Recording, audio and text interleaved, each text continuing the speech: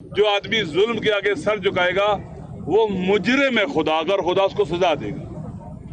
لہذا ہم اس ظلم کے آگے کبھی سر نہیں جھکائیں گے، اور ظلم کا مقابلہ، ظالم کا مقابلہ جب کیا جاتا ہے، سر اٹھایا جاتا ہے تو پھر پیچھے ہٹتا ہے۔ یہ جو استثناء دیے گئے ہیں یہ قرآن کے بھی خلاف، سنت کے خلاف، آئین کے خلاف، دنیا کے جو عرف ہے جمہوری اس کے بھی خلاف ہے۔ لہذا ہم اس کو نہیں مانتے، یہ بھی ظلم کا ضابطہ ہے، استثناء بھی ایک ظلم کا ضابطہ ہے، ہم اس کو نہیں مانتے، ہم اس کو نہیں مانتے۔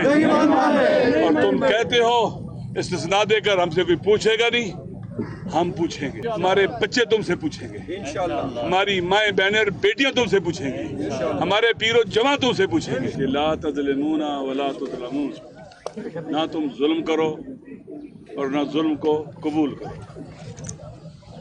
اس وقت پاکستان ظلم و ستم کی آماجگاہ بنا ہوا ہے۔ آپ پر ظلم ہوا پیکا ایکٹ کے ذریعے، عدلیہ پر ظلم ہوا 26ویں اور 27ویں آئینی ترمیم کے ذریعے، پارلیمنٹ پر ظلم ہوا زبردستی ان سے آئینی ترامیم کروا کر، اور رات کے اندھیرے میں پارلیمنٹ کے نمائندوں کو اٹھا کر۔ اس وقت الیکشن کمیشن پر ظلم ہوا ہے، ایسے لوگ بٹھائے گئے ہیں جو فری اینڈ فیئر الیکشن کرانے والے نہیں ہیں۔ پاکستان کے عوام پر ظلم ہو رہا ہے، ان کی زمینوں پر قبضے ہو رہے ہیں، ان کی ثروت جو صدیوں سے ان کے پاس تھی، ہزاروں سالوں سے تھی، ان سے چھینی جا رہی ہے۔ ناامنی کا ظلم، بے روزگاری کا ظلم، معاشی ظلم، سماجی ظلم، ہر طرف ظلم و بربریت ہے۔ اللہ نے ہمیں کہا ہے کہ تم نے ظلم کے مقابلے میں سر نہیں جھکانا۔ جو آدمی ظلم کے آگے سر جھکائے گا وہ مجرم ہے خدا، اگر خدا اس کو سزا دے گا۔ لہذا ہم اس ظلم کے آگے کبھی سر نہیں جھکائیں گے، اور ظلم کا مقابلہ، ظالم کا مقابلہ جب کیا جاتا ہے، سر اٹھایا جاتا ہے تو پھر پیچھے ہٹتا ہے۔ اگر آپ سر جھکائیں گے اور ظلم کرے گا۔ اس نے رات کے وقت لائٹیں بجھا کے گولیاں ماری ہیں، پھر دن دیہڑے گولیاں مارے گا۔ لہذا ظلم کے مقابلے میں جو بھی جھکتے ہیں، پھر آپ کے گھروں میں بچوں کو مارے گا، فرعون کا دیکھا ہے آپ نے۔ لہذا ظالم کا مقابلہ کرنا ہم سب کی ذمہ داری ہے، اللہ نے ہماری ڈیوٹی لگائی ہے، ہم پر فرض قرار دیا اللہ تعالیٰ نے اپنی کتاب ہدایت میں۔ ہدایت کا راستہ، صراط مستقیم کیا ہے؟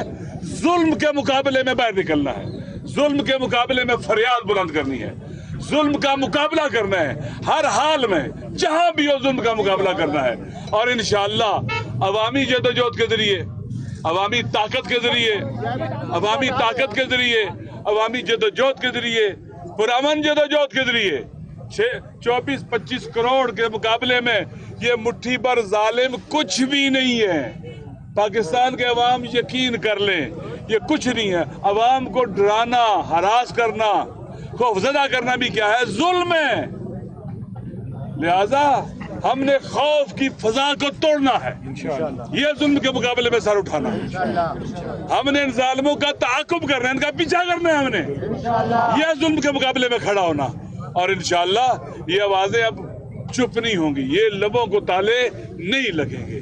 ہم دیکھ رہے ہیں، ہم سن رہے ہیں، ہم سمجھ رہے ہیں، یہ جو استثناء دیے گئے ہیں یہ قرآن کے بھی خلاف، سنت کے خلاف، آئین کے خلاف، دنیا کے جو عرف ہے جمہوری اس کے بھی خلاف ہے۔ لہذا ہم اس کو نہیں مانتے، یہ بھی ظلم کا ضابطہ ہے، استثناء بھی ایک ظلم کا ضابطہ ہے، ہم اس کو نہیں مانتے، ہم اس کو نہیں مانتے۔ اور تم کہتے ہو استثناء دے کر ہم سے کوئی پوچھے گا نہیں، ہم پوچھیں گے، ہمارے بچے تم سے پوچھیں گے، ہماری مائیں بہنیں اور بیٹیاں تم سے پوچھیں گے، ہمارے پیر و جواں تم سے پوچھیں گے، ہم سب پوچھیں گے، اور تم کو جواب دہی کے کٹہرے میں کھڑا کریں گے۔ اور انشاءاللہ العزیز اگر کوئی یہ سوچتا ہے ہم ڈر جائیں گے، تو ڈرنا بھی کیا ہے؟ ظلم کے آگے سر جھکانا ہے، اور ایسے لوگ خدا کے عذاب کے مستحق ہوتے ہیں۔ آپ جو نکلے ہو، آپ نے خوف کی فضا کو توڑا ہے، آپ نے لوگوں کے اندر رزق شعور بانٹنے کی کوشش کی ہے. الحمدللہ. آپ نے لوگوں کے اندر شجاعت کی اور غیرت اور حمیت کی خیرات بانٹنے کے لیے قدم اٹھایا ہے.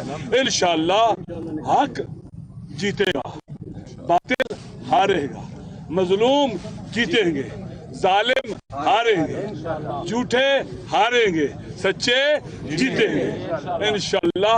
اور جیت ہمارا مقدر ہے. ہم میدان میں حاضر ہیں. جب تک ظلم ہے ہم میدان میں رہیں گے اور ظلم سے ٹکراتے رہیں گے انشاءاللہ.